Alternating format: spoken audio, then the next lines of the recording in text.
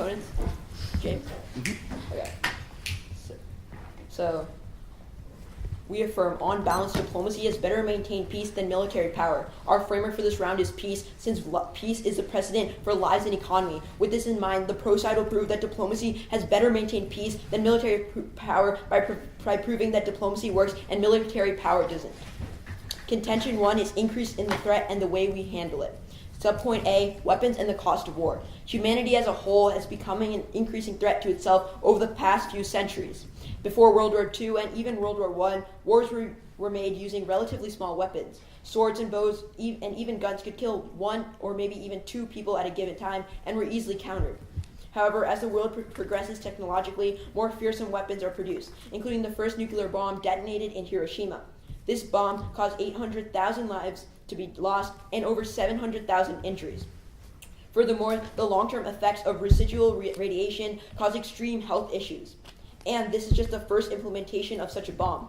Since then, even more nukes and every several times stronger than the one in Hiroshima. From the impact and risk of nuclear extinction we have today, we are left unanimously to agree that the impacts of war are just too high to risk.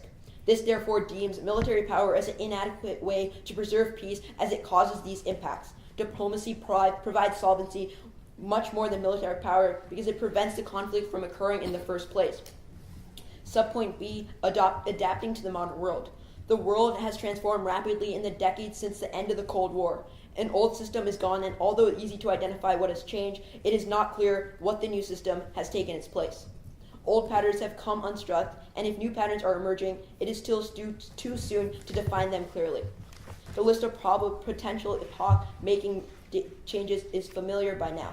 The end of the era of bipolarity and a new wave of democratization, increasing globalization of information and economic power, more frequent efforts at international coordination of security policy, a rash, sometimes violent expression of claims to right based on cultural identity. Here's an example. The Western world, America in particular, has been waging war to achieve peace for half a decade now. Public discussion in the United States rings the call for an end to war, making a revival of diplomatic efforts.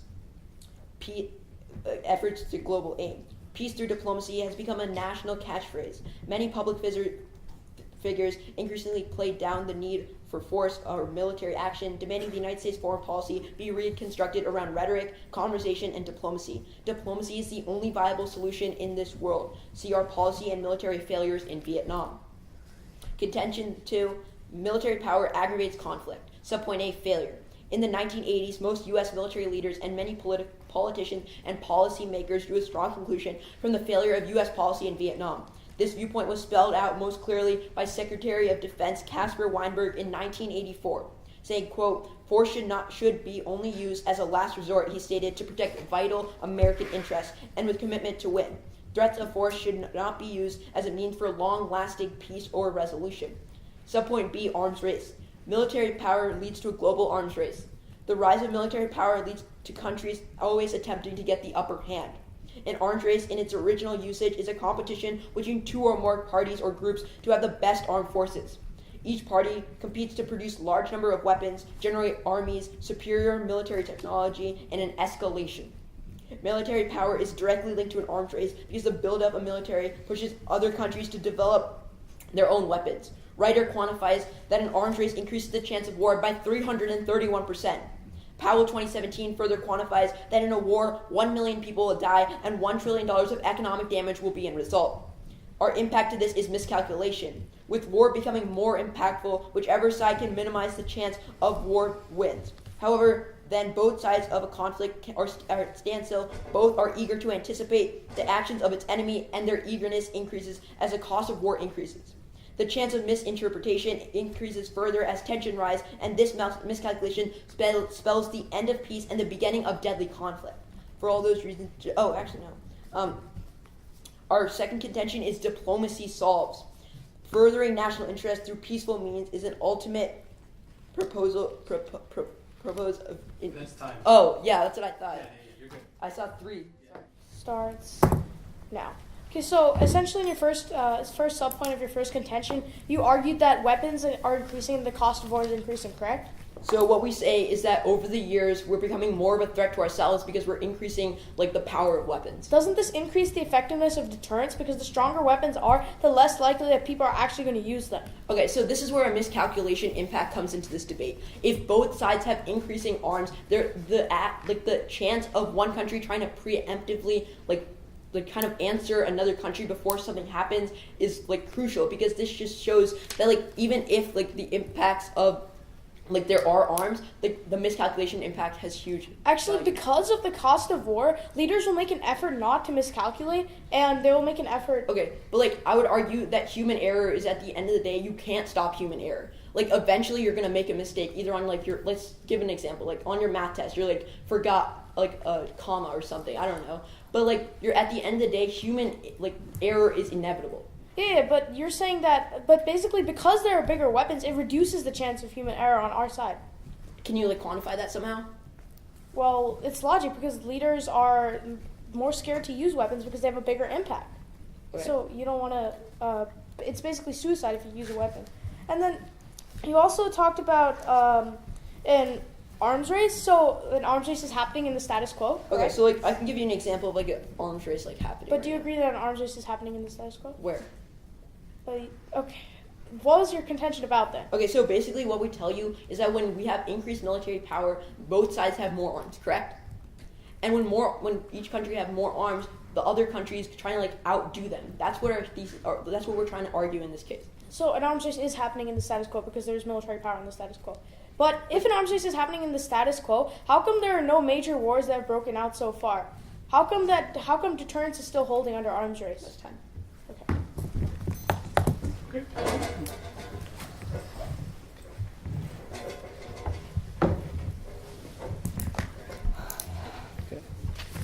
So, is anyone not ready?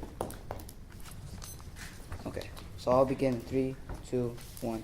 Now, so I am Dan Choi and I support Khan. Resolved. On balance, diplomacy has better maintained peace than military power.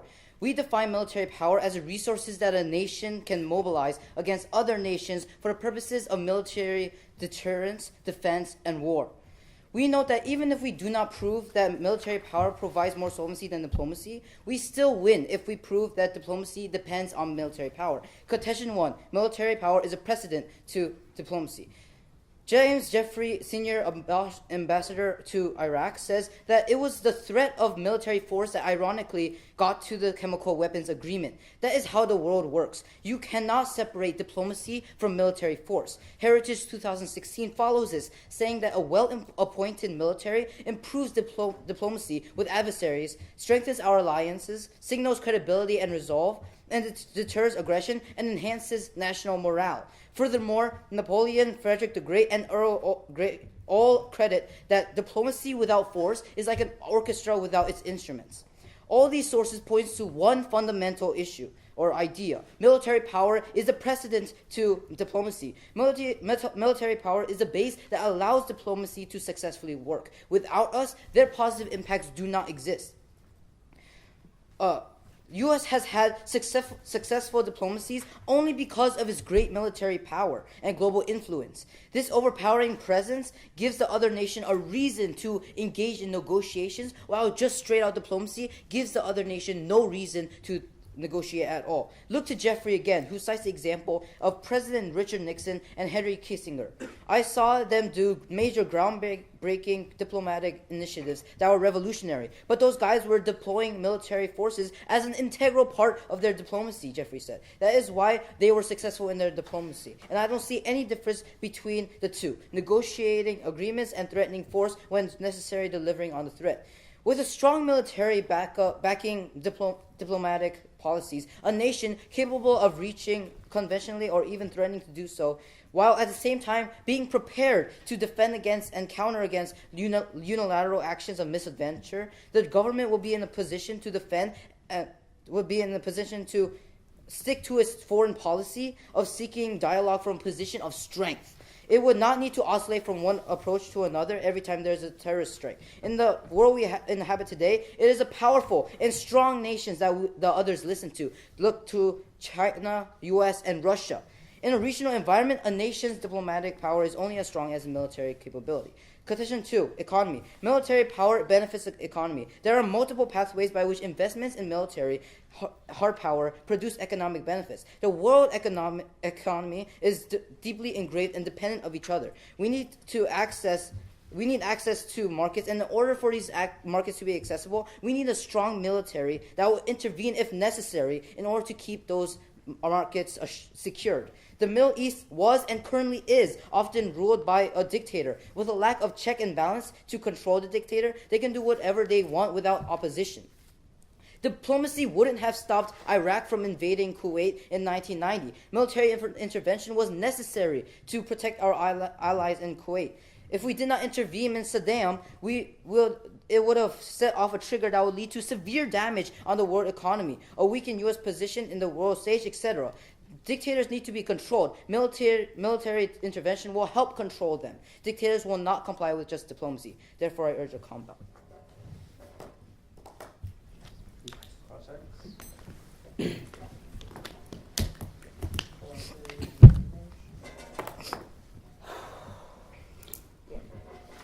Ready?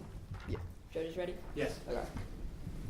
So let's go to your second contention. We basically talked about economy, right? Yes. So you give us this like dictators thing, right? How like the Middle East is like ruled by dictators. Yes. And how can you what's your link to econ on that? Well, the link is that if we do not solve for dictators, that's just one example of how if we don't solve for dictators using military intervention, Okay. it will cause severe damage to the world economy. Okay, so would you agree that if everyone's dead, there is no economy? Yes, and So, I'm assuming that you're basically- going to the point that lives outweighs. Yes, simply lives outweigh on this point. But we beat you in the terms of lives because we've shown that the military forces are integral. First of all, your diplomacy doesn't work without military power, so your positive impacts do not exist. Also, good military power would be able to suppress other nations and give them a reason to negotiate. Okay, let's this James Jeffrey card, right? Yes. So can you tell me the source of this card? That is what his quote where he's was running for. For Iraq. What? He was a senior ambassador to Iraq. Where did he publish that source? Well, I can give it to you later. Tell me that later. Okay, so let's continue on this point, on your first contention, where you basically say, let's see. Okay, the heritage thing, right? Mm-hmm. Which says that increased military has all these benefits, right? Including improving diplomacy, which is taking the impact from your side. Yes. Wait. Okay. Okay. So how what does this card actually say? Well, this card actually says that as Jeffrey said, and Heritage 2016 follows this, that you cannot separate diplomacy from military force, and a better military force will lead to better, more stability and better diplomacy. How do you know, what percent is military power and what percent is diplomacy? Because, if you're weighing this, you don't know which one is the strongest factor. That weighing is, irrelevant because... Last time. Oh. Time starts in 3, 2, 1, go. Hello, my name is Drew Pye, and I will be doing the attack speech for the con side of this debate. So we start off with essential framework. So we both agree that lives are the primary thing in this debate, and in Crossfire, they essentially conceded that short-term survivability is necessary. So then we move on to the subpoint of the first contention, which is that there are bigger weapons, bigger nuclear bombs, but I argue that this only increases the deterrence value of military power. People are not going to attack if it means that it's going to end up in suicide and millions of lives lost on both sides. So this obviously weighs onto our side. And then I went on to say how there was a new system in place in their second subpoint, a new era of lack of bipolarity and things like that. But they failed to actually link that to diplomacy. They don't actually show what that does to diplomacy or how it benefits either side. So it's non-topical. They haven't even clearly defined it as either side. And so then they went on to say that basically there was diplomacy, policymakers are shifting towards diplomacy, but we know that this diplomacy that is aimed for by policymakers is diplomacy enabled by military power. It is enabled by the U.S. military power. The examples that they cited about policymakers in the U.S., the only reason why diplomacy is feasible is because the U.S. has the military power to back it up. Otherwise, no one will listen to the U.S. Military power is necessary as a precedent for diplomacy. And they also cited Vietnam. So first, I would like to say that Vietnam, first of all, it was not caused by military power. It was caused by a conflict between the two parties in that state. And then furthermore, we also note that diplomacy also failed to solve that conflict. So in reality, it's a non-unique argument. And then they went on to talk about global arms race. So first of all, we looked to the Cold War, and we noticed that how many people died in the Cold War of nuclear weapons and mass destruction? 0. Arms race clearly has no impact simply because of deterrence. Deterrence still holds under an arms race. And then moving on, so I would actually argue that in an arms race, the fact that diplomacy failing can actually result in conflict in an arms race. And then they went on to talk about a rider card that increases the chance of war by 331%. But first, I would like to note that this card is flawed because it does not say the precise definitions within the methodology. And then they went on to say the Powell card about 1 million lives lost. But once again, this only applies to the North Korean War. This does not apply as a generality. Then their terminal impact is miscalculation. Their only response to a deterrence point. So when we go back to their first subpoint of the first contention, if there are bigger weapons, there's less chance of miscalculation. And their only response was that the natural human error. But sure, natural human error exists on both sides. And especially in diplomacy, the fact that when you create a treaty, there could be natural human error, and the treaty could end up failing, just like it did after World War II in the Treaty of Versailles, and which ended up in culminating in World War II. And so then their entire case, they keep talking about how diplomacy provides solvency, but once again, I would like to say how diplomacy fails. I already cited the example about the treaty after World War I, and then we also know the policy of appeasement, which is the worst failure of diplomacy, essentially giving money to Germany. And finally, I would like to talk about the Sunshine Policy, which just gave money to North Korea to fund its nuclear weapons program. And so, in reality, their side is exacerbating the conflict because diplomacy in the end fails and exacerbates conflict. Therefore, I strongly urge con ballot. Thank you for your time. Okay, cross X.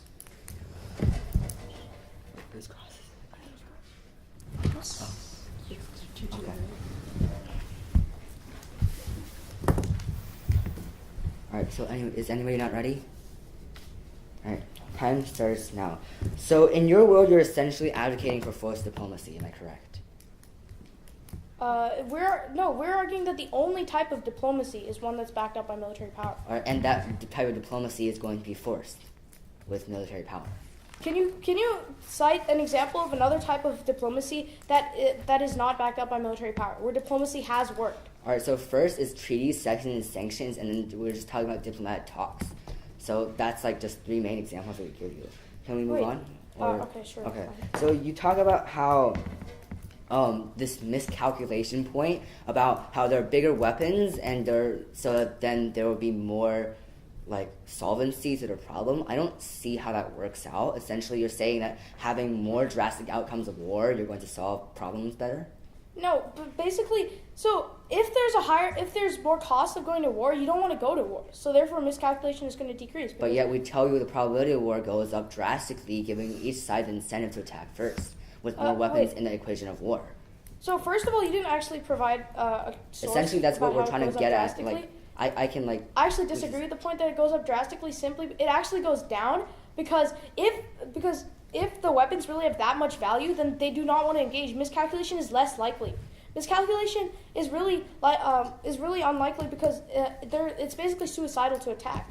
All right, so can you give me an example in history where that has actually happened? Miscalculation. Like miscalculation and leaders taking more into it, like incentive about miscalculation being a very drastic threat. What do you mean? Like where miscalculation has reduced because of bigger weapons? Is that what Or you're saying? like having bigger weapons reduced miscalculation and did not lead to war. Well, we can look at the current example of North and South Korea.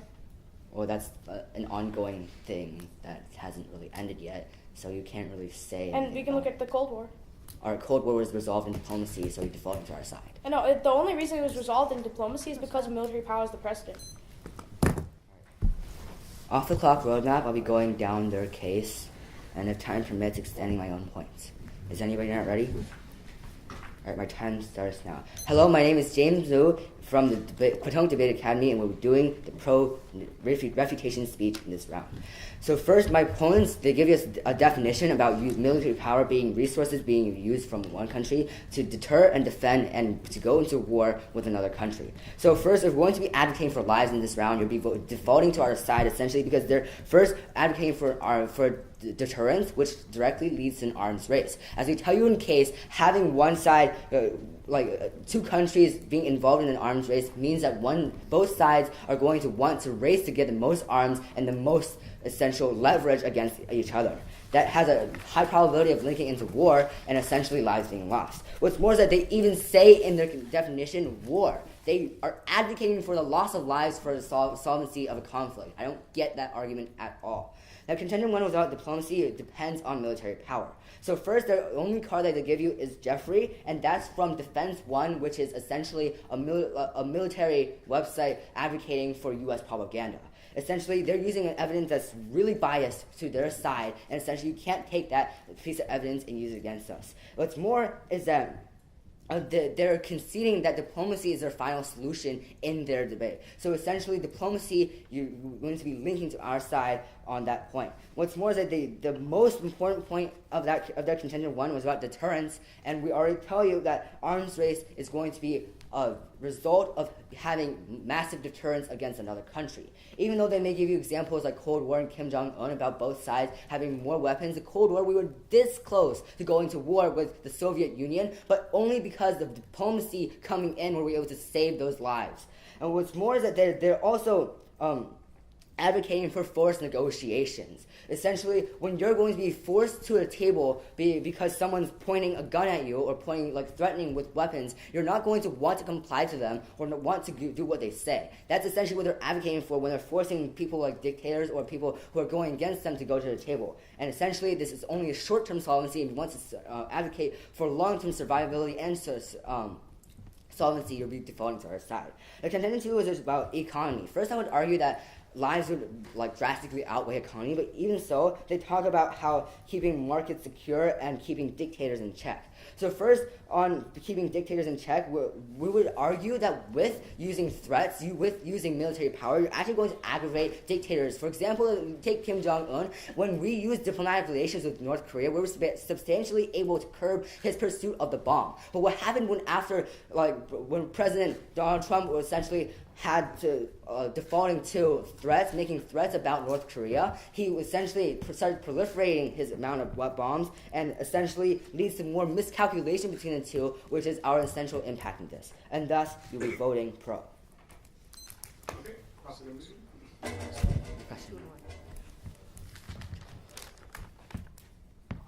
Okay,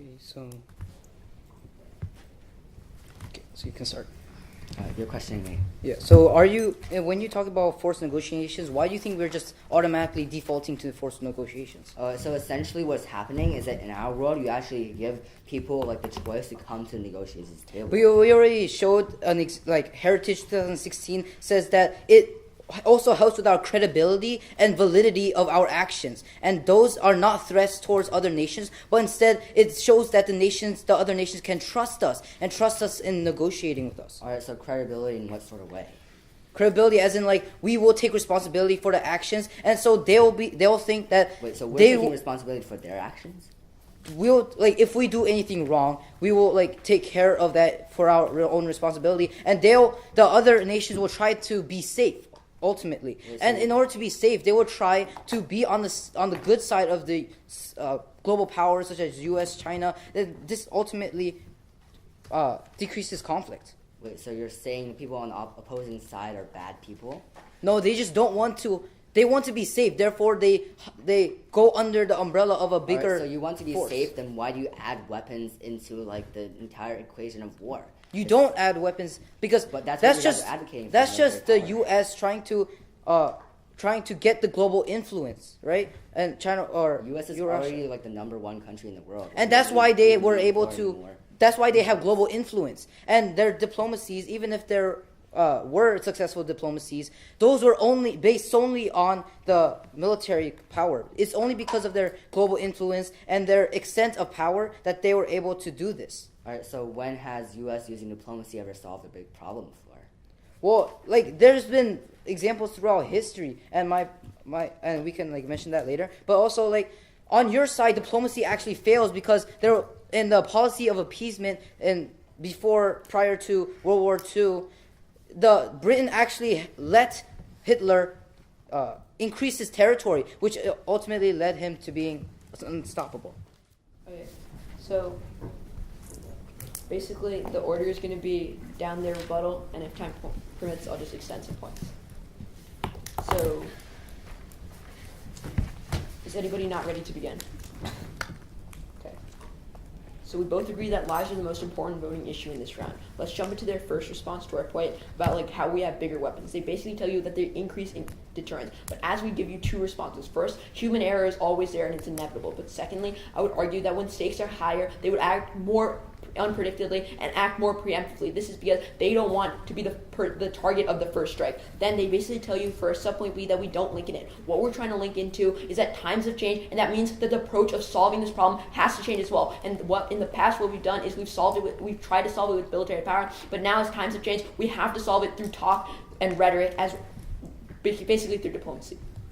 Then we give you this Vietnam example. They basically says that the Vietnam example was also an example of failed diplomacy, but I would argue that the reason that the tensions were so high in the first place was because of military power. Military power drew it up to the point where it was like basically very high, but then diplomacy added a little bit more. But then they basically tell you to our arms race point. They give you the Cold War example. But James tells you that even if we were like super close to going to war, the threat and the miscalculation was extremely high. But then they basically try to argue on deterrence. But as I've told you before, it's basically when there are more arms in the region, human error and preemptive strike is always inevitable. Then they tell you to our writer card that like the definitions are wrong, but I would like to argue that they didn't refute anything about how 331%, so you just keep on extending that. Then the Powell card, they only said about war with North Korea, but I would argue that it said war in the Korean Peninsula, but that's just an example of war, which is in general on balance. They extend that still. And then to our miscalculation point, they basically tell you, again, that deterrence will solve this, but as I've said before, human error is inevitable, and there's preemptive strike going to happen in both worlds. Then like our solvency argument, they basically tell you that the Sunshine Policy gave North Korea money, but I would argue that deals actually curbed their nuclear arsenal for a couple of months. This is crucial because the only way we can actually see any like solvency at the end of the day is if we have mount-to-mount discussion. Thank you. So can we run out prayer?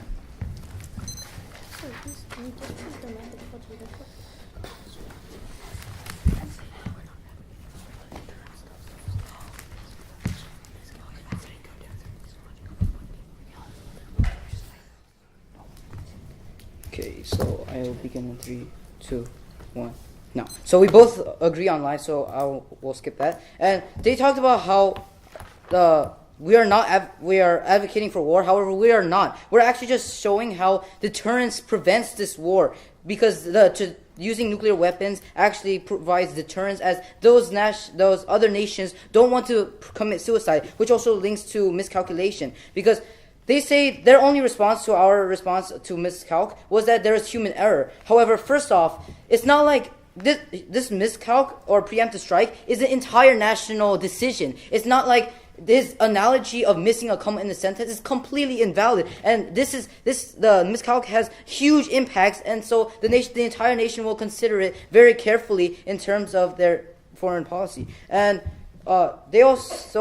and even if they are true, you would rather have a safety net of military power rather than not if there was human error. Even in the status quo, there's already an arms race, and if there's miscalculation there, then we should still have a safety net to prevent lives from being lost. This connects to our point on arms race. First, we clearly said that arms race has no impacts because, first of all, we've proven their writer card false, and I would like to continue that the percentage raised was only 0.02% to 0.06% of war. And this is insignificant. 0.02 to 0.06, that means nothing in the real world. And also, we already refuted their PowerPoint because that only specifies on North Korea. And we've given you all these different statistics or like sayings that Heritage, Napoleon, Frederick the Great, and all those Errol Gray that all say that diplomacy does not work without military power, and so their response to military power as a president to diplomacy is invalid, and the point still stands. Also, they talked about like dictatorship, how Sunshine Policy curbed. However, they provide no evidence for this, and also it actually led to proliferation. Off the clock roadmap, we'll be giving two main voters in this debate and explaining why we won down both flows. Is anybody not ready? Alright, time starts now. We can vote this round off of the lives. The first vote we will have today is arms race. We show you three main things with arms race. First is the chance of war. Even though my opponents may have refute our point about the rider card and the power card, what you see is that there's an increased incentive for both sides to attack each other. This is crucial because both sides having the incentive to attack each other in the first place is bad, but this links to our second part, which is the outcome of having a war, or outcome of failure in both sides. And our road of diplomacy fails, what we can do is we can put diplomacy again in different formats. We have sanctions, we have diplomatic talks, we have all sorts of different things to implement. But what happens in their road, if they fail, it's a full-blown war and everyone dies. Essentially, they're advocating for something so risky that the outcomes of it, that you would not want to buy that in the first place. Now, what's more is that this links to the third part about arms race, which is miscalculation. And it's like basically miscalculation is having the more weapons in the equation of war, which is using military power. Essentially, the outcome of having a war to incite peace in the first place, which is what they're advocating for, is going to be so drastic that no one's going to be alive at the end of this. If you're going to be voting off of lives, you'll be voting for us at the end of the day. Then we go on to precedent, which is they need military power in order to have diplomacy. But first, we would argue that military power actually aggravates dictators or aggravates the opposing side to not do what you want. And what's more, the only card they give you is flawed for their side. Essentially, they're advocating for military power because it comes from a military institute. What's more is that it actually makes the region that they're trying to advocate for diplomacy using military power actually worse because, as we said before, it links into arms race. And when Weinberg tells you from Case is that force and military force should be used as only a last resort. We show you this many things that have worked before. We've been able to substantially curb North Korea from their pursuit of nuclear weapons with diplomacy. We have seen that diplomacy has solved the Cold War in the past, and this is why you vote pro. Thank you. So, I'm ready. Okay, so is everybody ready? Then my time starts in 3, 2, 1, go. Hello, I will be doing the summarizing and weighing for the con side of this debate. So the biggest voting issue in this debate is war and its impact lives. So the biggest part of this essentially is deterrence. So deterrence, Dave gave a few responses so far, including miscal, but we've already proven that miscal, first of all, with bigger weapons, miscal decreases, and even if that's not true, military power provides an essential safety net for that miscalculation, a point that's previously unresponded to. And then moving on, our only response to this was arms race. And so they essentially conceded in their final focus that there was no impact of arms race. And so look to the Cold War once again. How many people died? 0. Because of deterrence, arms race just doesn't have any impacts whatsoever. And then moving on, so precedent is also whether you need military power to have diplomacy, and their only response was that dictatorship, they'll be aggravated. But why would you be aggravated towards someone who's more powerful than you? Because that could result in your untimely demise. And then they also went on, so I would like to stress the fact that this is a safety net and a bargaining chip. Imagine U.S. without its military power. It would be unable to do anything, and most likely we would all probably be dead by now. Simply because military power is necessary in order to protect the vital interests of not only the U.S., but the world as a whole. And then finally, one of the less talked about issues, economy. So we've already won on economy because we've shown that during military power actually increases the economy. And they've also admitted that diplomacy causes sanctions and compromise, 2 things that go directly against economy. And so when we come down to lives, we've shown that war won't happen under our world. And in my rebuttal, I give examples of how diplomacy failing, including after World War I, created more war, prolonged war, and there's huge impacts of diplomacy failing. There is no war under our world because deterrence holds, but on their side, essentially, if you vote their side, you're advocating for the loss of lives simply because diplomacy without military power is unable to do anything. Therefore, I strongly urge a con ballot. Thank you for your time.